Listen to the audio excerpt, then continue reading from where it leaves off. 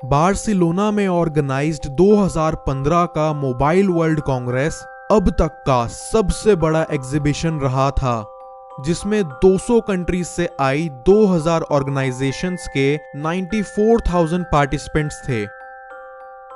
Bloomberg business week के senior writer bread stone ने Google के किसी एग्जीक्यूटिव को स्टेज पर स्पीच देने के लिए बुलाया और 2015 में ब्रैड ने अपने चैनल की मैगजीन में इसी एग्जीक्यूटिव को the most powerful man in mobile का दर्जा भी दिया था। वो शख्स और कोई नहीं बल्कि आज के गूगल के सीईओ और उस समय के सीनियर वाइस प्रेसिडेंट सुंदर पिचाई थे। हजारों लोग जो उस दिन सुंदर के ड्रीम्स और उसके प्लान्स गौर से सुन रहे थे, उन्हें शायद जरा सा भी आइडिया नहीं होगा कि सुंदर की टेक्नोलॉजी में दिलचस्पी कब, कैसे और कहां से शुरू हुई। 30 साल पहले चेन्नई के अशोक नगर में सुंदर के घर उनका पहला फोन आया था। वो जो डायलर वाले फोन नहीं आते थे जिनमें नंबर को घुमाना पड़ता था, वैसा फोन। ये सुंदर की टेक्नोलॉजी के साथ उसकी पहली मुलाकात थी। पिचाई फैमिली एक traditional down to earth family थी, जिन्होंने टेलीविजन जैसे तक के कंफर्ट्स को सैक्रिफाइस करके अपनी पहली प्रायोरिटी अपने बच्चों की एजुकेशन को दी। सुंदर के सिंपल लाइफस्टाइल ने उसका फोकस भी पढ़ाई पर बनाए रखा। हालांकि बचपन में 2 तरह के एक्सपीरियंसेस ने उसकी लाइफ को बहुत ज्यादा इफेक्ट करा। पहला एक्सपीरियंस तो वो जब उसके फादर अपनी जॉब में हो रहे काम, वहां के डेली इंसिडेंट्स और चैलेंजेस उससे शेयर करा करते, और दूसरा एक्सपीरियंस वो जब उसने अपने घर में आए फोन को पहली बार हाथ में पकड़ा और कुछ दिन उस फोन को इस्तेमाल करके उसने अपने अंदर एक एक्स्ट्राऑर्डिनरी टैलेंट ढूंढ निकाला। पिछले कुछ दिनों में फोन पे डायल किए हुए सारे नंबर्स उसे याद थे। जिस भी नंबर को वो एक बार डायल कर लेता, वो उसे याद हो जाता था।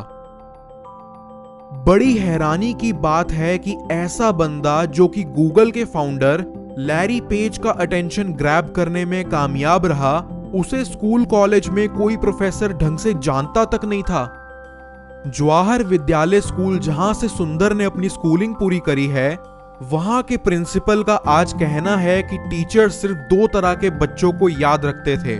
पहले जो कि टीचर्स को इम्प्रेस करते थे, और दूसरे जो बड़े ही नालायक और शैतान थे। सुंदर जो था वो इंटेलिजेंट होने के साथ साथ क्लास का सबसे शांत लड़का था। सुंदर के फादर को उसे कभी भी पढ़ने के लिए बोलना नहीं पड़ा। उनके बिना कुछ कहे ही उसे अपनी जिम्मेदारियों का एहसास था। पढ़ाई में उसका अटेंशन इतना सॉलिड था कि स्कूल जाते और आते समय वो रिक्शा में भी पढ़ता हुआ मिलता। 12th पास करके आईआईटी खड़गपुर में एडमिशन मिलना सुंदर के लिए कोई कोइंसिडेंस नहीं था, बल्कि ये तो उसकी मेहनत का फल था।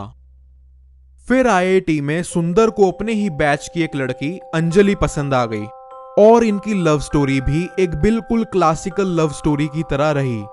सुंदर ने ग्रेजुएशन पूरी होने तक अपने क्लोज फ्रेंड्स को भनक तक नहीं पड़ने दी कि उसे अंजलि में कोई इंटरेस्ट भी है।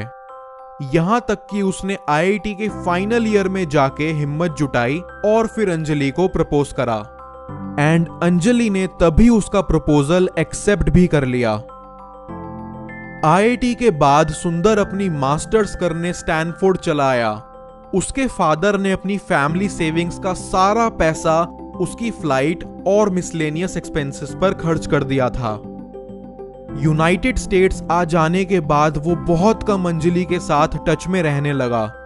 कई बार तो वो लोग 6 महीने एक दूसरे से बात तक नहीं कर पाते, बिकॉज ये वो समय था जब इंडिया में टेलीकम्युनिकेशंस अच्छे से डेवलप नहीं हुए थे और इंटरनेशनल कॉलिंग रेट्स भी बहुत ज्यादा एक्सपेंसिव हुआ करती थी।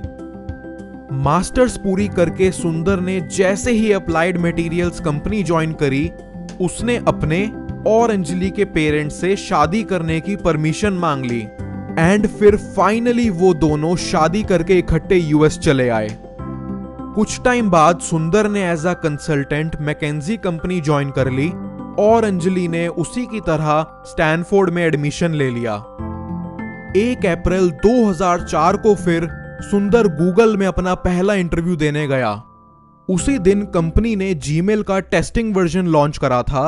इंटरव्यूअर ने जब जीमेल को लेकर उसके थॉट्स पूछे तो वो उन्हें कुछ भी ढंग से नहीं बता सका, बिकॉज उसे लगा कि कहीं ये लोग मेरे साथ अप्रैल फूल्स का प्रैंक तो नहीं कर रहे। वो तो जब किसी दूसरे इंटरव्यूअर ने उसे फिर जीमेल यूज करने को दिया तब जाके वो खुल के अपने व्यूज उनसे शेयर कर सका। इंटरव्यूअर्स को उसके व्यूज काफी पसंद आए और उस दिन एक फ्यूचर सीईओ को जॉब पर रख लिया गया था। कंपनी में सुंदर की शुरुआती रिस्पॉन्सिबिलिटीज गूगल टूलबार और सर्च से रिलेटेड थी। उस समय सर्च के लिए गूगल टूलबार, इंटरनेट एक्सप्लोरर और फायरफॉक्स के अंदर डिफॉल्ट ऑप्शन हुआ करता था।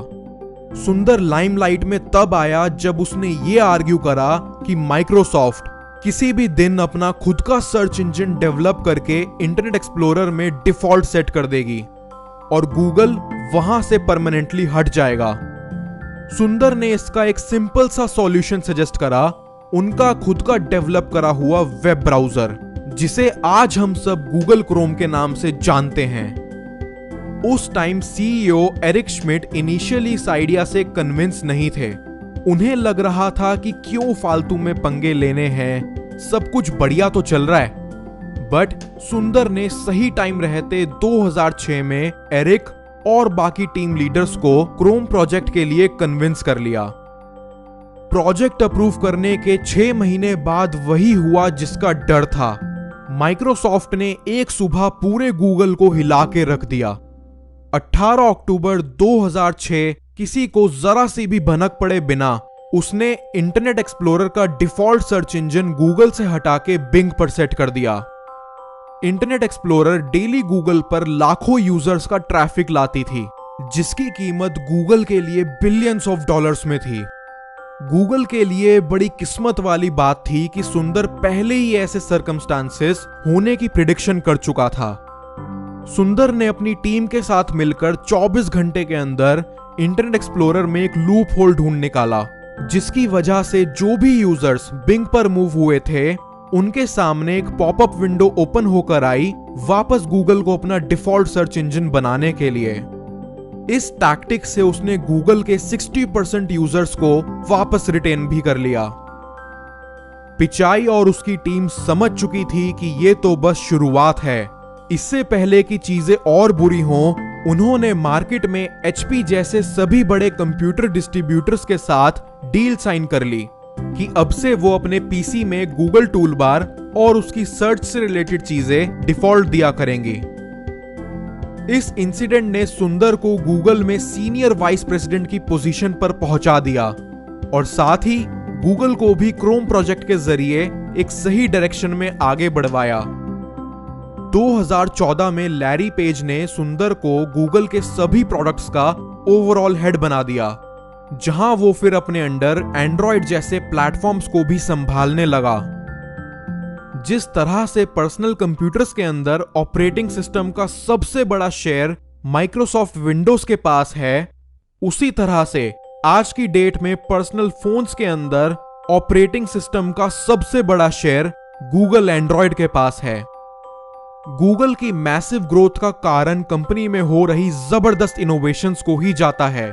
इन सब इनोवेशंस के पीछे जो बंदा टीम लीड कर रहा था, आज उसे फाइनली कंपनी की ड्राइवर सीट पर बिठा दिया गया है। अब बस देखना यह है कि पिचाई इसे आगे किस डायरेक्शन में ले जाते हैं।